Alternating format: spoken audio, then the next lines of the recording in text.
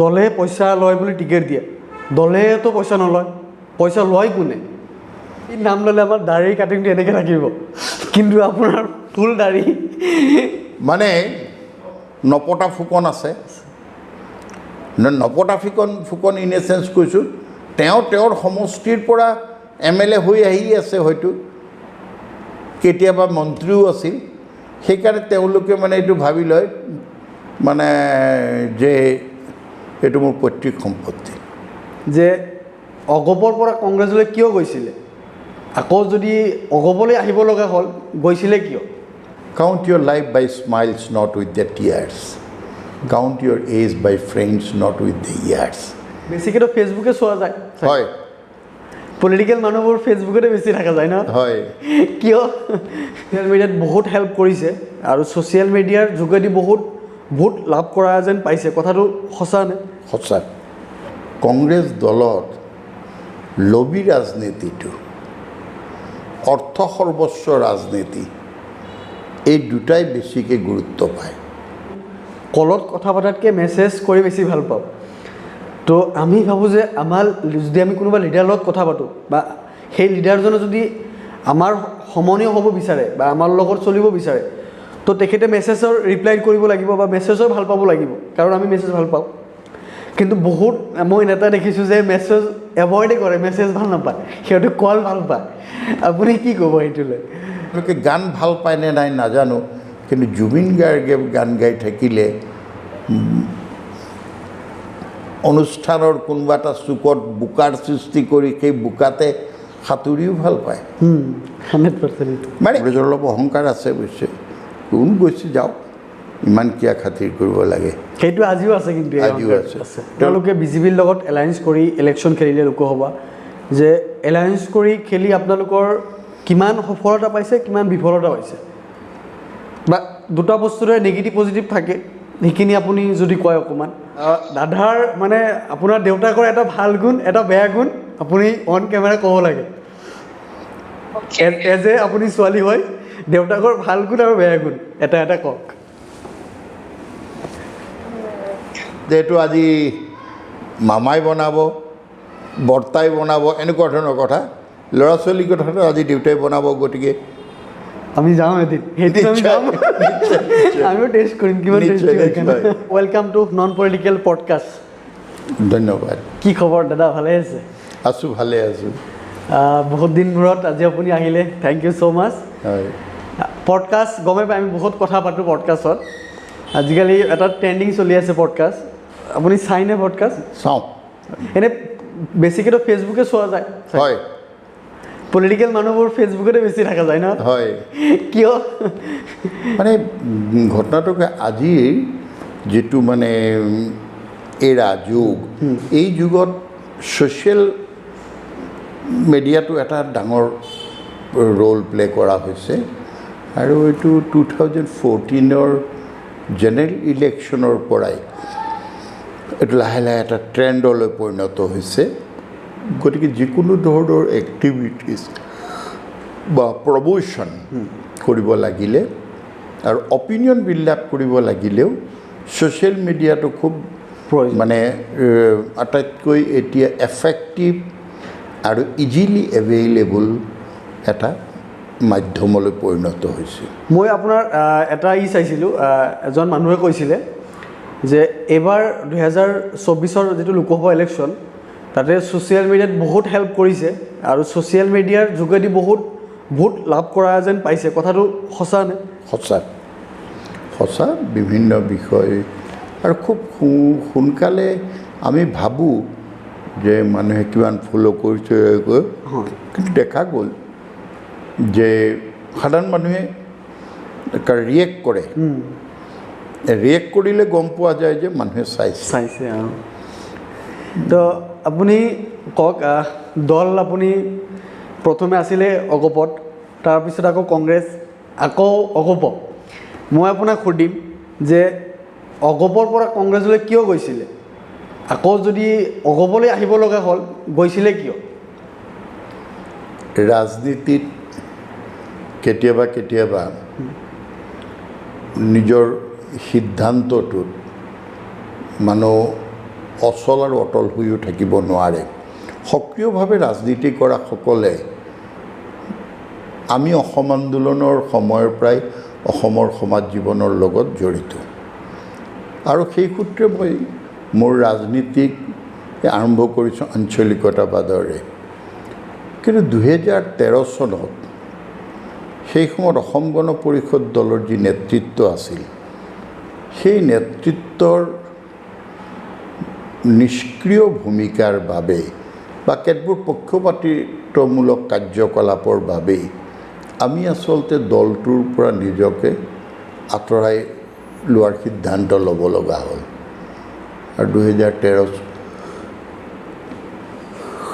একমাত্ৰ ধৰ্ম নিৰপেক্ষ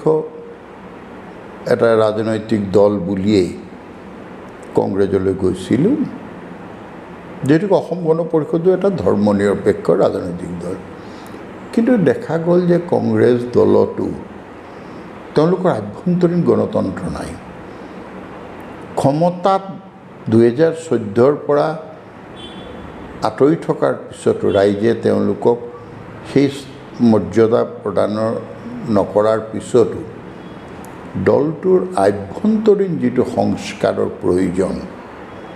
সেইবোৰ অলপো নহ'ল। অন্যহাতেদি ইনাৰ ডিচিপ্লিনটো যিটো সেইটোৰ একেবাৰে অভাৱ দেখা গ'ল। তাতো কেইজনমান নেতাৰ স্বৈৰাচাৰী কাৰ্যকলাপ, যাৰ ফলত আমি গণতান্ত্ৰিক মনৰ মানুহ অসম আৰু অসমবাসীক প্ৰতি আমাৰ দায়বদ্ধতা আছে। সেইকাৰণেই অসম, অসমবাসী এই দুটা শব্দ যিকোনো কথাতে অগ্ৰাধিকাৰ দি পেলাই মই মোৰ ব্যক্তিগত মোৰ সামাজিক জীৱনেই কওক বা ৰাজনৈতিক জীৱন মই কাৰ্যনিৰ্বাহ কৰি আছোঁ। আৰু যেতিয়া দেখিলোঁ যে এই সময়ত দলৰ অসম গণ পৰিষদ দলৰ সেই সময়ৰ নেতৃত্বই কোনো কথা শুনিবৰ কাৰণে প্ৰস্তুত নহয় আৰু মই যিহেতুকে ৰাজনীতিত সক্ৰিয় হৈয়ে থাকিবলৈও সেইকাৰণে অগপ এৰি কংগ্ৰেছলৈ গৈছিলোঁ। আৰু সাম্প্ৰতিক সময়তো দেখিলোঁ যে কংগ্ৰেছ দলত লবি ৰাজনীতিটো, অৰ্থ সৰ্বস্ব ৰাজনীতি, এই দুটাই বেছিকৈ গুৰুত্ব পায় আৰু দলৰ শীৰ্ষ নেতাৰ এনেকুৱা কোনো পৰিকল্পনা নেদেখিলোঁ যে তেওঁলোকে দলটো হেৰাই যোৱা শক্তিটো পুনৰ উদ্ধাৰৰ বাবে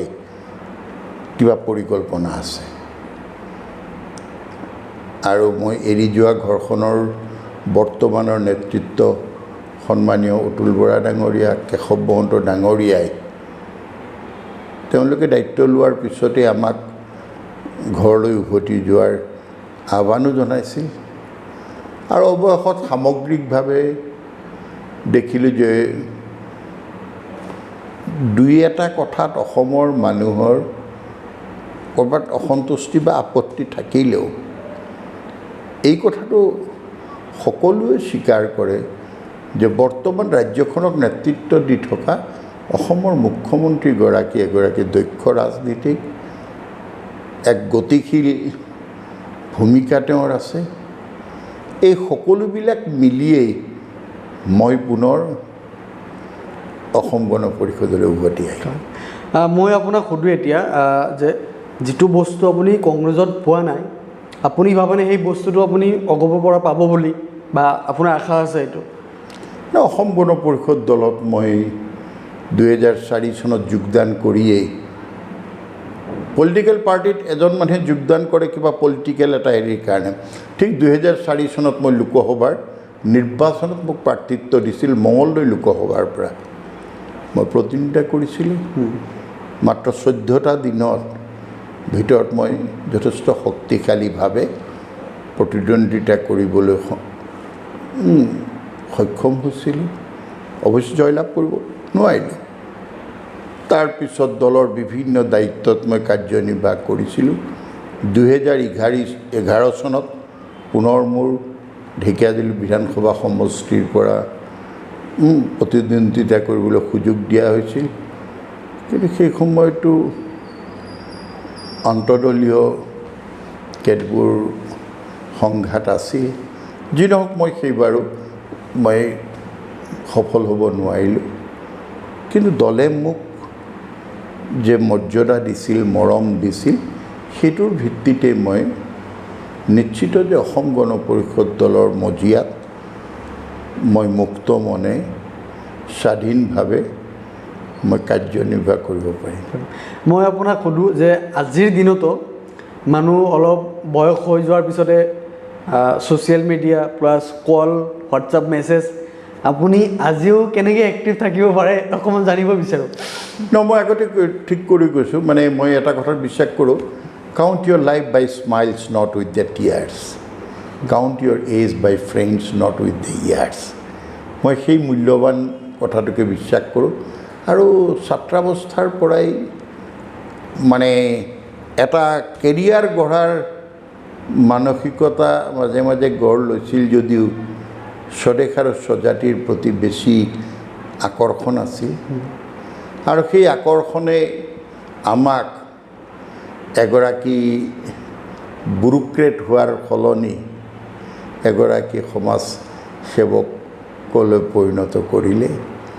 আৰু সেইবিলাক কৰিবলৈ যাওঁতে সময়ৰ লগত যদি খোজ মিলাব নোৱাৰোঁ এতিয়া যদি মই মোৰ নেক্সট জেনেৰেশ্যনটোক বন্ধুসুলভভাৱে ব্যৱহাৰ নকৰোঁ they will not follow me they will not respond me as they are very much upgraded আৰু সেইকাৰণেই যুগৰ লগত কেৱল ঘৰত ভাত সাজ খোৱাৰ সলনি মই আহি কোনোবা কেফেত কোনোবা কফি হাউচত বোলে কোল্ড কফি খাওঁ খালেইতো মই মডাৰ্ণ হৈ যাব নোৱাৰোঁ মই বাকীবিলাক আনুষংগিক কথা বতৰা যিটো এটা মডাৰ্ণ মাইণ্ডছেট আৰু মডাৰ্ণ যিটো হেৰি চেঞ্জিং এনভাইৰনমেণ্ট সেইবিলাকৰ লগত নিজকে এডজাষ্ট কৰিব পৰাটো অতি প্ৰয়োজন বুলি মই নিজে অনুভৱ কৰোঁ আৰু সেইমতে মই ছাত্ৰ বন্ধুসকলৰ পৰা আমাৰ সমবয়সীয়াসকলৰ লগত মই সমানে মই এটা বস্তু ন'টিছ কৰিছিলোঁ যে আমাৰ যিটো জেনেৰেশ্যন এই জেনেৰেশ্যন আমি কলত কথা পতাতকৈ মেছেজ কৰি বেছি ভাল পাওঁ তো আমি ভাবোঁ যে আমাৰ যদি আমি কোনোবা লিডাৰৰ লগত কথা পাতোঁ বা সেই লিডাৰজনে যদি আমাৰ সমনীয় হ'ব বিচাৰে বা আমাৰ লগত চলিব বিচাৰে তো তেখেতে মেছেজৰ ৰিপ্লাই কৰিব লাগিব বা মেছেজৰ ভাল পাব লাগিব কাৰণ আমি মেছেজ ভাল পাওঁ কিন্তু বহুত মই এনেটা দেখিছোঁ যে মেছেজ এভইডে কৰে মেছেজ ভাল নাপায় সিহঁতে কল ভাল পায় আপুনি কি ক'ব এইটোলৈ মই আগতে কৈছোঁ যে আগতে জন্মদিন পালন কৰোঁতে দেখিছোঁ মাহঁতক গোসাঁইৰ আগত ভগৱানৰ আগত চাকি এগছ দিব প্ৰসাদ অকণ আগবঢ়াব আজিকালিতো চেঞ্জ হ'ল আজিকালি হোৱাটছআপত মেছেজ এটা দিলে আৰু আজিকালি কেক কাটিবই লাগিব ৱেডাৰ ইট ইজ বাৰ্থডে হওক মেৰেজ এনিভাৰ্চাৰী হওক এইবিলাক চব আজিকালি গতিকে কথাটোত বেয়া পাই লাভ নাই সকলোবিলাক কথাই লৈ আগবাঢ়িব পৰাটোহে ডাঙৰ কথা আৰু সেইকাৰণে এটা ইউথফুলনেছ থকা মন এটা লাগে আৰু মই সদায় মনটোক সেউজ কৰি ৰাখিব বিচাৰোঁ আৰু যেতিয়াই যি মন যায় ঠিক তেনেকুৱা ধৰণৰ কি মন যায় দিনটো কেনেকৈ কি মন যায় মানে মই মানুহ লগ পাই খুব ভাল পাওঁ কথা কৈও ভাল পাওঁ কিন্তু শুনিও ভাল পাওঁ আৰু নতুন জেনেৰেশ্যনৰ বডি লেংগুৱেজটো খুব মাৰ্ক কৰোঁ কি তেওঁলোকে ভাল পায় আৰু সেইকাৰণে তেওঁলোকে গান ভাল পায় নে নাই নাজানো কিন্তু জুবিন গাৰ্গে গান গাই থাকিলে অনুষ্ঠানৰ কোনোবা এটা চুকত বোকাৰ সৃষ্টি কৰি সেই বোকাতে সাঁতুৰিও ভাল পায় 100% মানে এই ধৰণৰ কথা বতৰাবিলাকক এইটোক মানে অনুশাসন ভংগ হৈছে আমাৰ হেৰি হৈছে ঠিক তেনেকৈ ভবাতকৈ মই ভাবোঁ we try to know' their inner mind তেওঁলোকৰ ভিতৰৰ মনটোৱে কি বিচাৰিছে তেনেকুৱা আৰু মই সেইকাৰণে সকলো পক্ষৰ লগত সমানে হাঁহি ধেমালিৰে কথা বতৰা সমস্যা থাকে নিজৰ সমস্যাক মই নিজৰ লগতে ৰাখোঁ 100% ৰাইজৰ মাজত মই এৰি মই সদায় এখন হাঁহিমুখীয়া মুখ লৈ মানুহৰ যদি হয় ব্যক্তিত্ব মানেই এটা গোমোঠা মুখমণ্ডল নহয় ব্যক্তিত্ব মানেই কাৰো লগত কথা বতৰা নপতাকৈ থকাটো নহয় বুলি মই নিজে ভাবোঁ আনৰ কথাটো বেলেগ কথা আৰু সেইকাৰণে সাধাৰণ মানুহৰ লগত মোৰ সংঘাত নাই মোৰ যদি কেতিয়াবা সংঘাত হৈছে মোতকৈ বিজ্ঞজন আৰু যিজনে নিজকে দাবী কৰে যে মই সমাজৰ এজন মানে সমাজ পৰিৱৰ্তক বুলি যদি ভাবে তেনে মানুহৰ সৈতে মোৰ আদৰ্শগত সংঘাত হৈছে কিন্তু কাৰো সৈতে মই কোনোদিন ব্যক্তিগত পৰ্যায়ত আৰু সেইকাৰণেই মোৰ ল'ৰাজন মোৰ ভাল বন্ধু মোৰ ছোৱালীগৰাকী মোৰ ভাল অভিভাৱক আৰু মই সেইকাৰণে সিহঁতক ট্ৰিট কৰোঁ মই কৰোঁ যে তোমালোক এতিয়া মেচিউৰ্ড হৈছা তোমালোকে নিৰ্বাচনত ভোটদান কৰাৰ অধিকাৰ পাইছা গতিকে তোমালোকে সমাজৰ ভাল ঘৰখনৰ ভাল বেয়াটো তোমালোকৰ চোৱা চিতাৰ যিদৰে দায়িত্ব তোমাৰ ঘৰখন থকা সেই ওচৰ চুবুৰীয়াসকলৰো একেধৰণৰ ভাল লগা ভাল হোৱা কথা বতৰাবিলাকৰ অংশীদাৰ হ'ব লাগিব আৰু সেইকাৰণে তেনেকৈ এতিয়ালৈকে চলি আছোঁ মোৰ ভাগৰ বুলি মই নাভাবোঁ কিন্তু লাগে নহয় এইটোতো নেচাৰেল কথা ভাগৰ এটা সময়ত লাগিবই কিন্তু এনেকুৱা নহয় কথাটো যে মানে এটা ভাগৰুৱা মনে মোক কৰ্তব্য পালনত মোক কেতিয়াও বাধা এতিয়া যোৱাটো লোকসভাৰ নিৰ্বাচনত মই ধুবুৰী লোকসভাত সমষ্টিত মোৰ ওপৰত দায়িত্ব আছিল বৰপেটা সমষ্টিৰ বৰপেটা জিলাৰ চেঙাৰ পৰা আৰম্ভ কৰি একেবাৰে গোলোকগঞ্জলৈকে আকৌ ইফালে সেই গোলোকগঞ্জৰ পৰা আৰম্ভ কৰি মানকাছাৰলৈকে এই বৃহৎ এলেকাটোত দিনে নিশাইটো ঘূৰি ফুৰিছোঁ সভা সমিতিত সম্বোধন কৰিছোঁ মানুহৰ লগত কথা পাতিছোঁ যেতিয়া সুবিধা পাইছোঁ তেতিয়া অকণমান জিৰাই লৈছোঁ তো সেইটোৱে মোৰ ষ্টাইল মানে মই তেনেকৈ ভাল পাওঁ আৰু সকলো পক্ষৰ মানুহৰ মনৰ ভাৱ বুজিবৰ কাৰণে চেষ্টা কৰোঁ আপোনাৰ মাইণ্ডটো আমি টেষ্ট কৰিবলৈ আৰু এটা কুৱেশ্যন কৰিম আপুনি কি ভাবে যে এজন লিডাৰ হ'ব হ'লে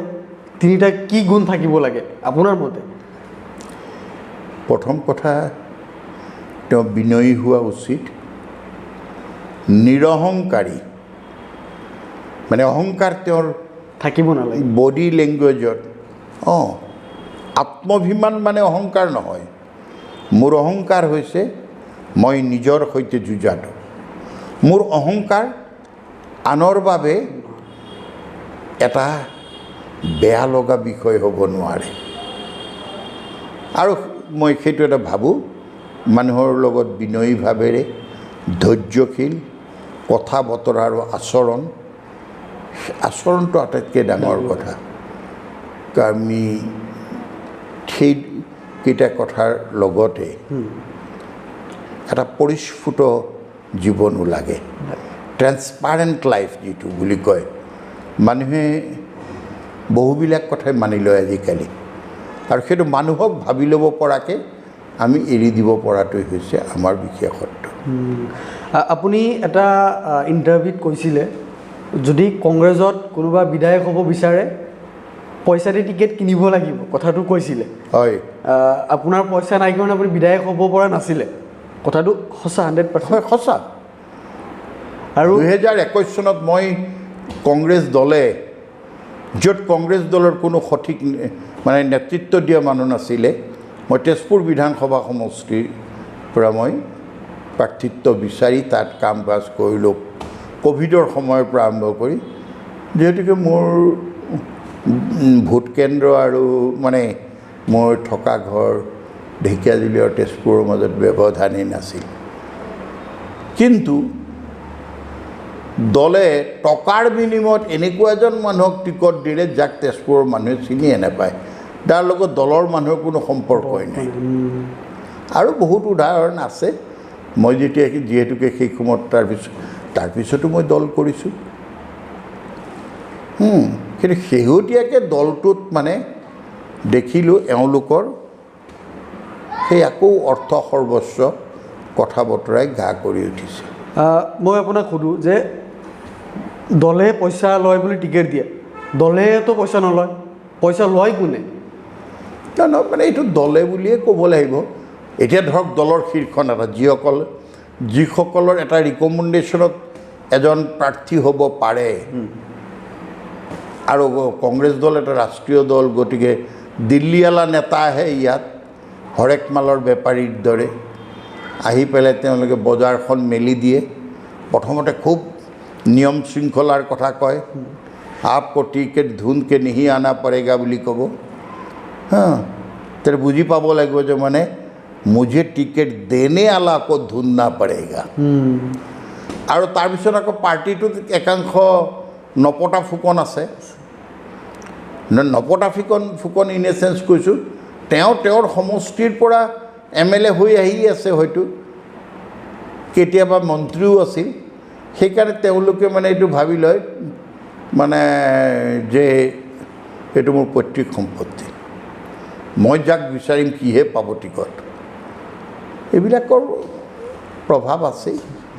আৰু সেইকাৰণে কৈছোঁ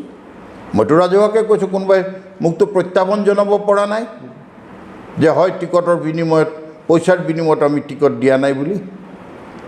মইতো মুকলিকৈ কৈছোঁ মইতো ক'তো বন্ধ কোঠাটো কোৱা নাই অন এয়াৰ কৈছোঁ এতিয়া যি নহওক বাৰু তাৰপিছত যদি ৰাইজে কংগ্ৰেছ দলক বিশ্বাস আৰু আস্থাত লয় মই ভাবিম যে সেইটো ৰাইজৰ সেই ৰাইজে এটা নভবা আৰু কষ্টৰ মুহূৰ্ত দেখিবই লাগিব আপোনাৰ ফটো আৰু ৰাণা গোস্বামীৰ ফটো ফেচবুকত আপলোড হৈছিলে একেলগত আপোনালোক ক'ৰবাত মিটিং কৰি আছিলে তাৰপিছত দুয়োজনে আপুনি অগপত গ'লে তেখেতে বিজেপিত গ'লে আপুনি এতিয়া কওক যে কংগ্ৰেছ বুলি নহয় যিকোনো দলৰ যেতিয়া সৰু বা ডাঙৰ লিডাৰ এটা দল ত্যাগ কৰে সেই দলৰ কিমান এফেক্ট পৰে আপুনি কওক এতিয়া যিকোনো দল হওক সেই দলৰ সৰু বা মই এটা কথা বিশ্বাস কৰোঁ যদি কোনোবা নিষ্ঠাবান কৰ্মী তৃণমূল পৰ্যায়ৰ মানুহৰ লগত সম্পৰ্ক থকা কোনো ব্যক্তিয়ে যেতিয়া দল এৰে সেইটো কিন্তু ক্ষতি হয় আৰু সেই ক্ষতি পূৰণ কৰিব পৰা বিধৰো নহয় আৰু এইটো কথা যদি ভাবে কোনোবাই অমুক গৈছে কংগ্ৰেছৰ অলপ অহংকাৰ আছে অৱশ্যে কোন গৈছে যাওক ইমান কিয় খাতিৰ কৰিব লাগে সেইটো আজিও আছে কিন্তু আজিও আছে তেওঁলোকে নিজকে কয় যে কংগ্ৰেছ এখন মহাসাগৰ আৰে ভাই মহাসাগৰে ইমান জনসাধাৰণে ভোট দিয়াৰ পিছত মাত্ৰ 99 আসনে পাইছে গোটেই ভাৰতবৰ্ষত অসমততো সংখ্যাগতভাৱে কংগ্ৰেছৰ আসন নাবাঢ়িল তিনিখন গতিকে সেইবোৰ কথা একমাত্ৰ এখন আসনতে তেওঁলোকে ৰিপিট কৰিব পাৰিলে নগাঁওখন এইবিলাক তেওঁ মানে কংগ্ৰেছ দলৰ ভিতৰত এটা অহমিকা আছে এতিয়া তেওঁলোকে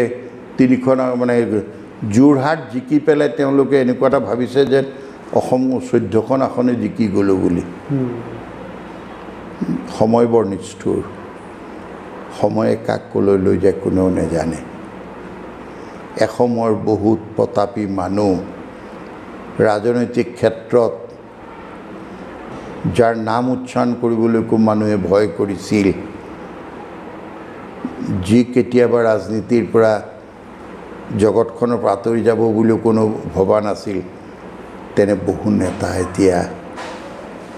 জনসাধাৰণৰ পৰা বহুত দূৰত। মই আপোনাক সুধোঁ এতিয়া দাদা, প্ৰথমে অগপৰ মানে ইমান আমাৰ ইউথ জেনেৰেশ্যনৰ মাজত নাছিলে, কিন্তু এতিয়া ছাত্ৰ পৰিষদ ওলোৱাৰ পিছতে আমাৰ জেনেৰেশ্যনে বহুতে গম পায় যে AJPৰ ভাতৃ অসম গণ পৰিষদ আছে বুলি। তো আপুনি কি ক'ব যে আৰু অসম গণ পৰিষদ বা অসম ছাত্ৰ পৰিষদ কিমান দূৰ আৰু আগবাঢ়ি যাব ইন ফিউচাৰ, যে আমাৰ ইউথ জেনেৰেশ্যনক লৈ কেনেকৈ কি ভাবিছে আপোনালোকে? প্ৰথম কথা হ'ল 1985 চনৰ 14 অক্টোবৰত অসম গণ পৰিষদৰ জন্ম হৈছিল। 85 চনৰ পৰা তেতিয়াই কিন্তু কোনো আমাৰ ছাত্ৰ সংগঠন হোৱা নাছিল। 2019 চনতহে আমাৰ ছাত্ৰ সংগঠন হয়, আৰু 5 বছৰীয়া এই সংগঠনটোৱে ৰাজ্যখনৰ 200তকৈও অধিক শিক্ষানুষ্ঠানত লগত তেওঁলোকৰ সম্পৰ্ক গঢ়িবলৈ সমৰ্থ হৈছে। গুৱাহাটী বিশ্ববিদ্যালয়, ডিব্ৰুগড় বিশ্ববিদ্যালয়, অসম কৃষি বিশ্ববিদ্যালয়কে ধৰি কটন বিশ্ববিদ্যালয়, এনেকুৱা ধৰণৰ শিক্ষানুষ্ঠানসমূহকে ধৰি ৰাজ্যখনৰ বিভিন্ন শিক্ষা অনুষ্ঠানত অসম ছাত্ৰ পৰিষদে ইতিমধ্যে ছাত্ৰ ছাত্ৰীসকলৰ কল্যাণৰ কাৰণে তেওঁলোকে কাৰ্যকলাপ আৰম্ভ কৰিবলৈ সুবিধা পাইছে, আৰু 200তকৈও অধিক ছাত্ৰ একতা সভাত অসম গণ পৰিষদ দলৰ ছাত্ৰ সংগঠন অসম ছাত্ৰ পৰিষদে প্ৰতিনিধিত্ব দিছে, লাভ কৰিছে। গতিকে ছাত্ৰ সংগঠনটো যেতিয়া থাকে, ছাত্ৰৰ পিছত আহি যায় যুৱলৈ। যুৱ শক্তিটো আমাৰ আগৰে। ছাত্ৰৰ যেতিয়া এটা সময়ত সংস্থাপন লাভ কৰে, শিক্ষা বাদ শেষ হয়, তেতিয়া যুৱ সংগঠন, আৰু যুৱ সংগঠনৰ এটা পৰ্যায়লৈকে কাম কৰাৰ পিছতেই তেওঁলোকে আহি দলটোৰ মূল দলটোৰ চালিকা শক্তিলৈ ৰূপান্তৰিত হয়। গতিকে আজিৰ দিনত সেই দিশৰ পৰা আমি যদি লক্ষ্য কৰোঁ, ছাত্ৰ পৰিষদে ইতিমধ্যে অসমৰ ছাত্ৰ সমাজক, এক বৃহৎ অংশ ছাত্ৰ সমাজক প্ৰতিনিধিত্ব কৰিবৰ কাৰণেও সক্ষম হৈছে। আপুনি কওক, আপোনালোকে BJPৰ লগত এলায়েন্স কৰি ইলেকশ্যন খেলিলে লোকসভা, যে এলায়েন্স কৰি খেলি আপোনালোকৰ কিমান সফলতা পাইছে, কিমান বিফলতা পাইছে, বা দুটা বস্তুৰে নেগেটিভ পজিটিভ থাকে, সেইখিনি আপুনি যদি কয় অকণমান। এই মুহূৰ্তত আমি মিত্ৰতাত আছোঁ। মিত্ৰতাত মিত্ৰ দলক নেতৃত্ব দিয়া দলটোৰ সকলোবিলাক কথা বতৰাই হয়তো অংশীদাৰী দলবোৰৰ বক্তব্য নহ'বও পাৰে, কিন্তু মিত্ৰতাৰ ধৰ্ম ৰক্ষা কৰাটো এই মিত্ৰ দলসমূহৰ এটা প্ৰধান আৰু প্ৰথম দায়িত্ব আৰু কৰ্তব্য। সেই দিশৰ পৰা আমি মিত্ৰতাৰ ধৰ্ম সঠিক আৰু শুদ্ধভাৱে পালন কৰি আছোঁ। প্ৰভাৱটো পৰেই, একো মানে এতিয়া আমি ভবা কথাটো আমি আঞ্চলিক প্ৰেক্ষাপটত ভাবিম, কিন্তু আমি মিত্ৰতাত আবদ্ধ হৈ থকা BJP দলে ৰাষ্ট্ৰীয় প্ৰেক্ষাপটত ভাবিব। গতিকে কিছু বিষয় তেওঁলোকৰ লগত আমাৰ অমিল হ'ব পাৰে, কিন্তু অমিল হ'লেও ৰাষ্ট্ৰখনৰ হিতৰ স্বাৰ্থত, ৰাজ্যখনৰ কল্যাণৰ স্বাৰ্থত, বিকাশৰ স্বাৰ্থত, ৰাজ্যবাসীৰ জীৱন সুন্দৰ আৰু সৰ্বাংগীন বিকাশৰ লক্ষ্যতেই আমি প্ৰাধান্য দিব লাগে। তাকে কৰিবলৈ যাওঁতে কেতিয়াবা কেতবোৰ কথা বুজা পৰাৰ মাজেৰে আগবাঢ়িব লাগে, আৰু আগবঢ়াও হয়। আমাৰ নন পলিটিকত এটা পপুলাৰ ৰাউণ্ড হৈ গৈছে, এটা ফোন কল। আপুনি কাক কৰিব, আপোনাৰ ছোৱালীক কৰিব নে বাইদেউক কৰিব? যে ফোন কৰি সুধিব, যদি ছোৱালীক হয় যে তোমাৰ দেউতাকৰ এটা ভাল গুণ এটা বেয়া গুণ ক'ব লাগে, আৰু বাইদেউ হ'লে হাজবেণ্ডৰ এটা ভাল গুণ এটা বেয়া গুণ ক'ব লাগে, আপুনি কাক ফোন কৰিব? অন কেমেৰা ফোন হ'ব এইটো। মানে মোৰ ল'ৰাকে কৰা ল'ৰাকে কৰিব মানে ল'ৰাৰ লগত বেছি ভাল নেকি অঁ নহয় নহয় মই দুইজনৰ লগত এই মুহূৰ্তত ছোৱালীজনী কিবা এটা বিশেষ হেৰি মানে ৱৰ্কআউট কৰি আছে অঁ তে ল'ৰাই আকৌ দেউতাকৰ বেয়া গুণ ক'ব জানো ক'ব পাৰে ঠিক আছে ইজ ভেৰি আউটস্পকেন অ'কে ফোন এটা লগাই দিয়ক না বাইদেউ কৰিলে বেছি ভাল হয় নেকি তেওঁ এই মুহূৰ্তত মই তেওঁক একেবাৰে নাপাতিলোঁ নহয় কথাটো নাই এনেকৈ পাতিলে নহ'ব নহয় অন কেমেৰা হ'ব লাগিব তেতিয়া টেষ্টি হ'ব কাক কৰিছে ছোৱালীজনীক কৰিছোঁ মই ষ্টুডিঅ'ৰ পৰা তোমাক প্ৰশ্ন কৰিব লাউড স্পীকাৰ মই স্পীকাৰত দিছোঁ ষ্টুডিঅ'ৰ পৰা তোমাক এংকৰে সুধিব মোৰ সম্পৰ্কত এতিয়া তুমি মোৰ সম্পৰ্কত সোধা প্ৰশ্নৰ উত্তৰ দিবা এইটো ৰেকৰ্ডিং হ'ব আমাৰ নন পলিটিকেল পডকাষ্টত বহিছে দাদা দাদাৰ মানে আপোনাৰ দেউতাকৰ এটা ভাল গুণ এটা বেয়া গুণ আপুনি অন কেমেৰা ক'ব লাগে এজ এ আপুনি ছোৱালী হয় দেউতাকৰ ভাল গুণ আৰু বেয়া গুণ এটা এটা কওক ভাল গুণ বুলি ক'বলৈ বহুত লাইক তেখেত লাইক বিং আ ফাদাৰ তেওঁ বহুত ছাপৰ্টিভ হয় আৰু কষ্টবাদী হয় অ'কে আৰু কাৰো কাৰণে একো বেয়া নাভাবে নকৰে আৰু বেয়া গুণ বুলি ক'বলৈ অলপ শ্বৰ্ট টেম্পাৰ হয় ঠিক আছে থেংক ইউ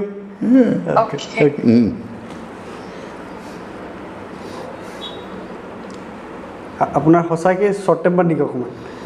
মানে শ্বৰ্ট টেম্পাৰটো এনেকুৱা যেনে মই 9টা বজাত মিটিংখন আছে মই মানে আগদিনাখনে এলাৰ্ট কৰি দিওঁ অথচ মই 8:30 নোলালে মই ঠিক মানে বিফ'ৰ এহেড গৈ নাপাম আৰু সেইকাৰণেই মানে সেই কথাটোতেই মানে মোৰ আটাইতকৈ ডাঙৰ অসুবিধা যে মানে মই সেইটো কথাতে মানে একদম কম্প্ৰমাইজ কৰিবলৈ বেয়া পাওঁ যে মানে 9টা বজাৰ মিটিংখনত মই কিয় 9টা বজাৰ আগত গৈ পাব নোৱাৰোঁ আৰু তেতিয়াই মই ঘৰখনৰ পৰা যেতিয়া ওলাই যাওঁ তেতিয়া ঘৰৰ মানুহবোৰে সেই সময়তে মোৰ শ্বৰ্ট টেম্পাৰটো অলপ তেওঁলোকে এনজয় কৰি মানে সন্মুখীন হয় কিন্তু পিছত মই আকৌ তেওঁলোকক কওঁ যে অইন একো কথা নাই মানে মই এইকাৰণে সময়টোক গুৰুত্ব দিওঁ কাৰণ মই যে মোৰ কাৰণে কোনোবা মানুহ যাতে ৰৈ নাথাকে আপুনি কলেজ শ্বৰ্ট টেম্পাৰ কেতিয়াবা ৰাইজৰ লগত তেনেকুৱা শ্বৰ্ট টেম্পাৰত কিবা খং তেনেকুৱা কিবা মানে কেতিয়াবা এনেকুৱা হয় এইকাৰণে কৈছোঁ যে হয়তো তেওঁলোকে মানে ল'ৰা ছোৱালীৰ ক্ষেত্ৰত এনেকুৱা হয় বা ফেমিলিয়ে ক'লে আজি আমি চব ডিনাৰটো বাহিৰতে কৰিম কিন্তু পলিটিচিয়ানৰ কোনো চিডিউল নাই যদিও বা মই তেনেকুৱা ধৰণৰ পলিটিচিয়ান নহয় কিন্তু যিহেতুকে মই 24/7 এই কাম কাজতে নিজকে নিয়োজিত কৰিছোঁ তেতিয়া মই যেতিয়া তেওঁলোকক কওঁ তেওঁলোকেও খং কৰে ময়ো খং কৰোঁ কিন্তু আকৌ বুজিও পাওঁ যে এজ ফাদাৰ এজ গাৰ্জেন মই তেওঁলোকক এণ্টাৰটেইন কৰাটো উচিত কিন্তু ৰাইজৰ লগত সাধাৰণতে মই কোনো লজিকেল কথা বতৰাত কেতিয়াও মই ৰিয়েক্ট কৰি পোৱা নাই কিন্তু যেতিয়া এচাম মানুহ থাকে প্ৰভোক কৰা মানুহসকলৰ লগত কিন্তু মই বুজি পাওঁ আৰু বুজি পাই অলপ হাৰ্ছ মোৰ ৰিপ্লাইটো অলপ হাৰ্ছ হয় মই কেইদিনমান আগতে একমাহমান হৈছে নেকি টাইমটো একজেক্ট মনত নাই এইটো ৰাস্তা দি পিজু হাজৰিকীয়া মিনিষ্টাৰ গৈ আছে লগতে তেখেতৰ পত্নী আছে ল'ৰা আছে কিবা খাই গৈ আছে মই ভাবিলোঁ সময় দিলে এনেকৈ সময় দিব পৰা যায় কি ক'ব আপুনি মানে সেইকাৰণে ক'লোঁ সেইটো কিন্তু খুবেই প্ৰয়োজন বহুত প্ৰয়োজন পৰিয়ালক সময় দিয়াটো মই মাজে মাজে চেষ্টা কৰোঁ কিন্তু সকলো সময়ত সম্ভৱ হৈ নুঠে আৰু জীৱনত আৰু এটা কথা মূল লক্ষ্যত উপনীত নোহোৱালৈকে আনুষংগিক বহুবিলাক সমস্যাও লগে লগে থাকে আৰু সেইকাৰণে বহু ইচ্ছা থাকিলেও কেতবোৰ কথা হৈ নুঠে কিন্তু মই কেতিয়া মানে ফেমিলি ফাংচন হওক মই চেষ্টা কৰোঁ ফেমিলিটো কেনে আৰু মোৰ এটা এজেণ্ডা এতিয়ালৈকে পাৰোঁ 31 ডিচেম্বৰটো মই ফেমিলিৰ লগত চেলিব্ৰেট কৰোঁ আৰু উৰুকাৰ ভোজটো আৰু সেইদিনাখনৰ খানাটো মই বনাওঁ আপুনি বনাব জানে মই জানো মানে সেইটো মানে কোনো হেৰি চেফৰ লগত নহ'বগৈ কিন্তু মানে সকলোৱে জানে যে মোৰ ভতিজীহঁত মোৰ ভাগিনসকলে সিহঁতে জানে যে এইটো আজি মামাই বনাব বৰ্তাই বনাব এনেকুৱা ধৰণৰ কথা ল'ৰা ছোৱালীৰ কথাটো আজি দেউতাই বনাব গতিকে আমি যাওঁ এদিন সেইটো আমি যাম আমিও টেষ্ট কৰিম কিমান নিশ্চয় মই সেইটো ভাল পাওঁ আৰু হা যি নহওক মানে তেনেকেই অলপ ল'ৰা ছোৱালী আৰু কেতিয়াবা খুব কিবা এটা বিষয়ত এটা মোলা আহা আমি চবেই একেলগে গান গাওঁ এনেকুৱা ধৰণৰ মই আৰু মোৰ ছোৱালীয়ে মাজে মাজে আমি কেতিয়াবা কিছু যেনে জ্যোতি আজি শিল্পী দিৱস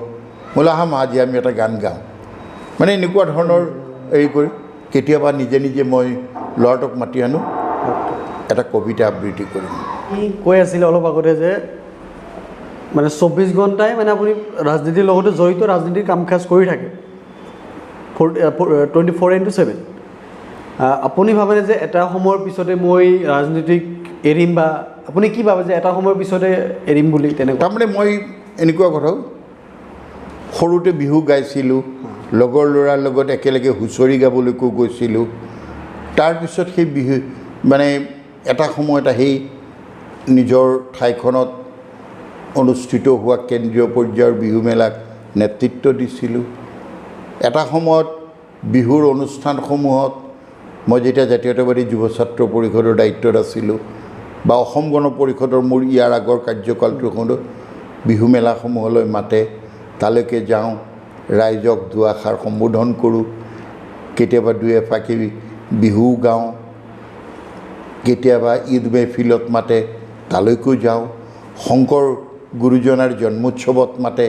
তালৈকো যাওঁ নামঘৰলৈকো যাওঁ মানে মই নিজকে মানে এটা হেৰিৰ মাজত আবদ্ধ ৰখা নাই মই খেল ভাল পাওঁ কিন্তু খেলুৱৈ নহ'লেও মই অসমৰ ফুটবল সন্থাৰ অধীনত মই ৰাজ্যখনৰ প্ৰথম শ্ৰেণীৰ ফুটবল ৰেফাৰী হিচাপে মই কাৰ্যনিৰ্বাহ কৰিছোঁ আৰু এতিয়াও ফুটবলৰ লগত সম্পৰ্কটো ৰক্ষা কৰোঁ কাৰণেই মই দূৰদৰ্শনত মই ফুটবল কমেণ্টেটৰ অল ইণ্ডিয়া ৰেডিঅ'ৰ কিন্তু ফুটবল খেলা মানুহজন এনেকৈ লাগেনে নহয় নহয় এতিয়াতো মই কি কৰিলোঁ যে প্ৰেক্টিকেলি 97লৈকে কৰিলোঁ ৰেফাৰী তাৰপিছত মই 96ৰ মানে নৱেম্বৰ মাহত অসম জাতীয়তাবাদী যুৱ ছাত্ৰৰ দায়িত্ব ল'লোঁ তাৰপিছত এটা ছিজন চলালোঁ কিন্তু ফিটনেছটোৰ অভাৱ যেতিয়া মানে দেখিলোঁ আৰু লাহে লাহে ফুটবলটোৰ গেম ষ্টাইল অফ হেৰি চেঞ্জ হৈ গৈ আছে তো এটা সময়ত মানে কি নিজকে খেল চলোৱাৰ পৰা আঁতৰাই ৰাখিবলৈ বাধ্য হ'লোঁ কিন্তু ভাল পাওঁ কাৰণেই মই ফুটবল কমেণ্টেটৰ হ'লোঁ 2003 চনত অল ইণ্ডিয়া ৰেডিঅ'ৰ গুৱাহাটী আৰু 2003 চনৰ পৰা আজিলৈকে বৰদলৈ ট্ৰফি স্বাধীনতা দিৱস কাপ ফুটবল চামতাৰ নৰুৰাম বৰ্মন সৰ্থেবাৰীৰ গৌতম ডেকা এনেকুৱা ধৰণৰ তেজপুৰৰ এটা সময়ত দুগৰশীল এই সকলোবিলাকত মই ধাৰাভাষ্যকাৰ মানে ফুটবল কমেণ্টেটৰ হিচাপে কমেণ্ট্ৰি কৰোঁ সেইটো এতিয়াও আছে মন যেতিয়াই সুযোগ পাম তেতিয়াই সেইটো কৰিম এতিয়া অলপ দিগদাৰী হ'ব ফুটবল নহয় কমেণ্ট্ৰি কৰাটো অসুবিধা নাই কিন্তু যিহেতুকে ইয়াত ফিজিকেল ইনভলভমেণ্টটো অলপ কম কম হৈ গ'ল আৰু মই ভাল পোৱা ইভেণ্ট ডিচিপ্লিন এটা হ'ল এথলেট মই অসম এথলেটিক্স সন্থাৰ লগত দীঘলীয়া সময়ৰ পৰা জড়িত খুব ভাল পাওঁ আৰু এতিয়াও তেনেধৰণেই নিজকে স্পৰ্টছ ছেক্টৰত এক্টিভ কৰি ৰাখিবলৈ চেষ্টা কৰিছোঁ আৰু যিমান দিনলৈকে পাৰোঁ সিমান দিনলৈকে মানে এনেকুৱা ধৰণৰ কথা নাই কাৰণ যেতিয়ালৈকে মোৰ মনটোৱে মোক ফিট কৰি ৰাখিব তেতিয়ালৈকে এইবিলাক কথা বতৰা কৰি ৰাখিম মই আজি এটা খোলাকৈ প্ৰশ্ন আপোনাক কৰিব বিচাৰোঁ মই বহুত পলিটিচিয়ান দেখিছোঁ পেটটো ওলাই কিয় যায় পলিটিচিয়ানৰ পেটটো কিয় ওলায় নহয় একজেক্টলি এই কথাটো কাৰণ মই 97লৈকে মই প্ৰায় দৈনিক 18ৰ পৰা 20 কিলোমিটাৰ মই চাইকেল চলাইছিলোঁ এইটো 85 চনৰ পৰা মানে অলমষ্ট 97লৈকে তাৰপিছত যেতিয়া মই অসম জাতীয়তাবাদী যুৱ ছাত্ৰ পৰিষদৰ দায়িত্ব ল'লোঁ মই কিয় তেতিয়া খেলা এৰিব লগা হ'ল ইমানবোৰ আজিৰ দৰে জিমো নাছিল বা ইমান ফিজিকেল খালি অলপ ফিটনেছৰ কাৰণে মানুহে অলপ দৌৰিছিল খোজকঢ়াটো এতিয়া বাঢ়িছে খোজকঢ়াটো মানুহে একমাত্ৰ নিজৰ কাৰণে চুগাৰ হৈছে আৰু সেইকাৰণে খোজকাঢ়ি মেলি মানে নিজকে অলপ ফিট ৰাখে আৰু সেইটো হ'ল মূল কথা যিদৰে টাবত ফুল ৰুৱে টাবত খেতি কৰে সেইটো মানে অক্সিজেনৰ অভাৱ হয় বুলি ভয় খায়ে কৰি আছে এতিয়া মোৰ কথাটো হ'ল সেইটোত আৰু কিয় বাঢ়ে বহা কামটো যাৰ যেতিয়া বাঢ়ি যায় ফিটনেছটো ফিজিকেল ফিটনেছ যেতিয়া নাথাকে এক্টিভিটিছ নাথাকে এতিয়া ৰাতিপুৱাৰ পৰা বহি পেলাই বোলে লিখা পঢ়া কাম কৰিব লাগিব এটা বিবৃতি লিখিব হ'লেও বহিব লাগিব চাৰ্কুলাৰ এখন দিব লাগিলেও লিখিব লাগিব এইবিলাক কথাত সৰহভাগ এই ভাতটো খাই আহি আকৌ মিটিঙত বহিলে ৰাজ্যখনৰ বিভিন্ন ঠাইত ঘূৰি ফুৰোঁতে আৰু এটা হয় কি ৰাজ্যখনৰ বিভিন্ন ঠাইত ঘূৰি ফুৰোঁতে নাখাওঁ বুলি ক'লেও আটাইতকৈ ভাল খাদ্যটোৱে আজি খাওক ছাৰ আমাৰ তালৈ আজিয়ে আহিছে আৰু কেতিয়াবা আহিব এক পিছৰ ঠাইত 2 পিচ মাছ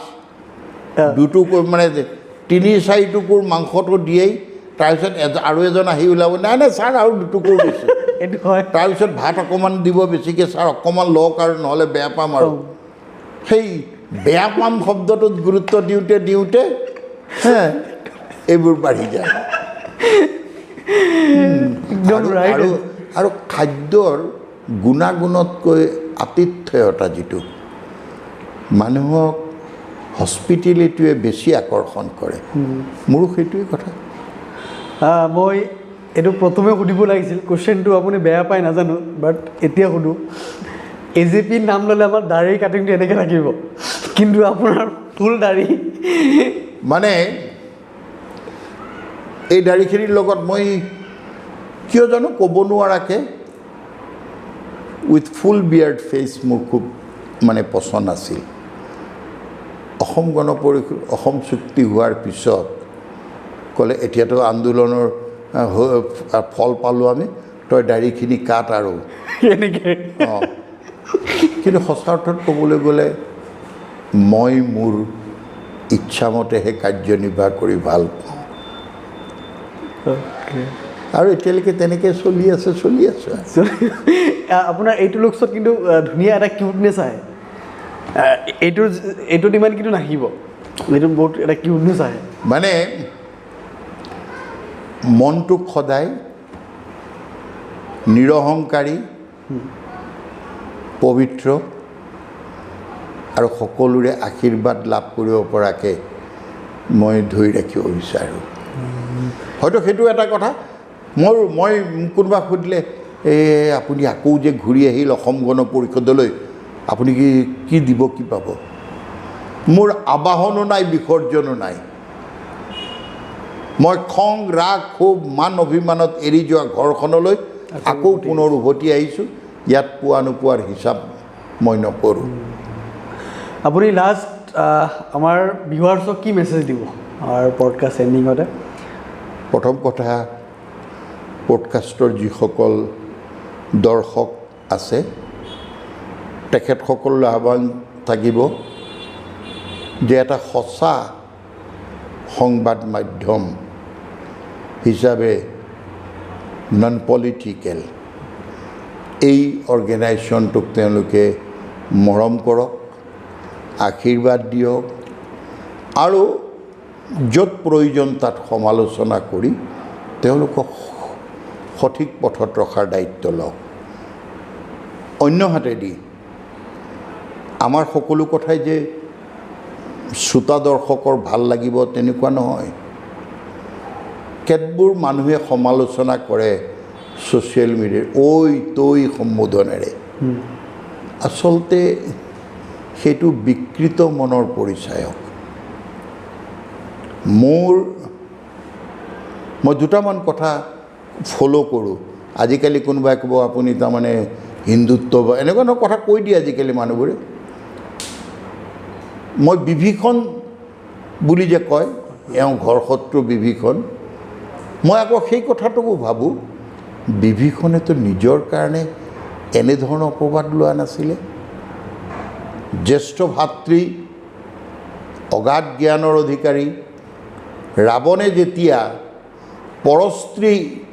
হৰণৰ দৰে এটা অসামাজিক অনৈতিক কাৰ্য সম্পাদন কৰিলে, সেই কথাটোৰ বিভীষণে সমৰ্থন কৰা নাছিল, বিৰোধ কৰিছিল, কৈছিল দাদা তুমি এই কামটো ভাল কাম কৰা নাই, তুমি এৰি দিয়া। তেতিয়াই ৰাৱণৰ লগত সংঘাত হ'ল আৰু বিভীষণে দেখিলে যে নাই, এওঁক শুধৰোৱাৰ বাবে মই এক আদৰ্শৰ আশ্ৰয় ল'বই লাগিব, সেইটো ৰামচন্দ্ৰৰ। ৰামচন্দ্ৰ ঈশ্বৰৰ এক অন্য ৰূপ আছিল আৰু সেই কথাটো ৰামচন্দ্ৰই বুজি উঠিছিল। কিন্তু বিভীষণে একো বিনিময়ত যে মই আপোনাক প্ৰভু আপোনাক সহায় কৰিবলৈ আহিছোঁ, মোক কিবা দিবলৈও বুলি কোৱা নাছিলে।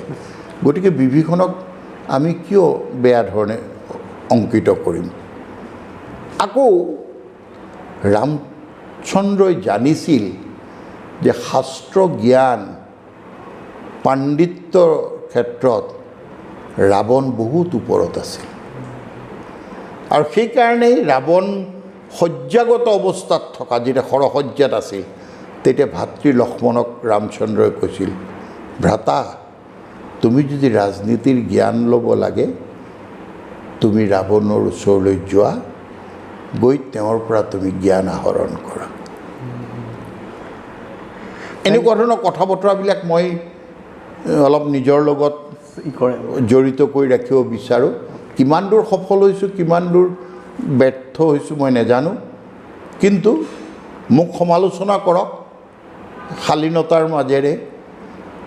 অযুক্তিকৰ কথা বতৰাৰে কোনোবাই যদি মোক সমালোচনা কৰে তেতিয়া মই অলপ মনত বেয়া পাওঁ আৰু এভইড কৰোঁ। এভইড কৰিব লাগে, বহুত বস্তু আপুনি এভইড কৰিলে আগবাঢ়ি যাব পাৰিব। এইটোৱে এইকাৰণে এভইড কৰোঁ যে তেওঁক উত্তৰ দিয়ে। যিবোৰ প্ৰশ্ন মই দেখিছোঁ যে যোগাত্মকভাৱে মোলৈ আহিছে, লিখিছে, কোনোবাই কৈছে এওঁ কংগ্ৰেছত পৰা কিয় বা আহি গ'ল, তেতিয়া মই কৈছোঁ আপোনালোকে মোৰ বেংক একাউণ্টকেইটা চাব পাৰে, মোৰ IT ৰিটাৰ্ণ চাব পাৰে, চব পাব। মই এখন খোলা কিতাপ, মোৰ ইমান শংকা কৰিব লগাও নাই এইবোৰ বিষয়ত। মই যদি মোৰ ব্যৱহাৰে কেতিয়াবা মোৰ গুণগ্ৰাহীজনক মনোকষ্ট দিছে, মই সদায় ক্ষমা বিচাৰিম, সেই ক্ষেত্ৰত মই সচেতন। থেংক ইউ ছ' মাছ দাদা, ভাল লাগিলে। আপোনাৰ কেনেকুৱা লাগিলে পডকাষ্ট কৰি? মোৰ ভাল লাগিল। মই মানে কোনোবাই বিচাৰিছে মোৰ সৈতে মোৰ বিষয়ে জানিবলৈ, মোৰ লগত কথা পাতিবলৈ, ইয়াতকৈ মোৰ কাৰণে কি ডাঙৰ আনন্দৰ বিষয়। Thank you so' much, thank U.